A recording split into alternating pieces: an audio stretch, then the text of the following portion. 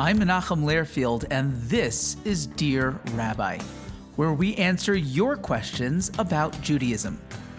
This week on Dear Rabbi, why does God want some distance even when we draw close with broken hearts in prayer? I don't really know the background of this question, so it's hard to answer, but perhaps it's referring to something that you might have heard from me about the holiday of Purim. That on Purim, we talk about the idea of masks and costumes. And the idea is that throughout the Purim story, God is hidden. We don't see him actively involved in the events as they unfold. And that's why in the book of Esther, the book that we read on Purim, we don't find the name of God mentioned at all. But our sages tell us that the name is there, hidden.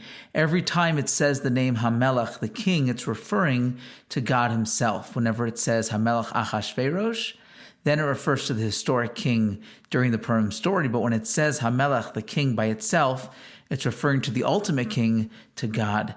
And in that sense, God is not absent from the story, he is hidden.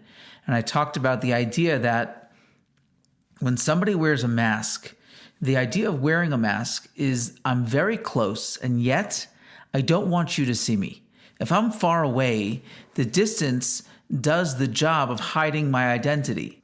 It's only when I'm very close that I need the mask. And so the Almighty was very close during the Purim story, and that is why he, so to speak, needed the mask to remain hidden. Your question is, well, why does God do that? And the simple answer is, I have no idea. Moses asked God to know his ways, to understand why good things happen to bad people, why bad things happen to good people. And God answered quite simply, you can't know that information and live. The analogy that comes to mind just with my own parenting is when my kids are in ski school, I would love to watch and see how they're doing and how they're progressing. But I have to do so like hidden behind a tree or a barricade, because I know that if they see me, they're not going to be working hard.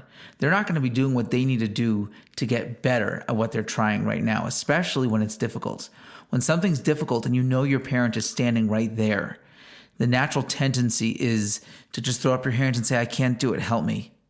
And just like the Jewish people standing at the sea with the Egyptians pursuing behind them, God says, don't pray to me now, start walking. Start doing, start acting. And I think perhaps the same is true with God, is that we have these moments where we need to sink or swim. We need that opportunity to rise to the occasion. And in order to do so, God needs to be hidden. And it's uncomfortable and it's scary, but that is what eventually makes us become the people that God knows that we are capable of becoming. But thank you for your question, and thanks for listening. And if you have a question, please share it with us at joydenver.com/dearrabbi so we can address it right here on the podcast.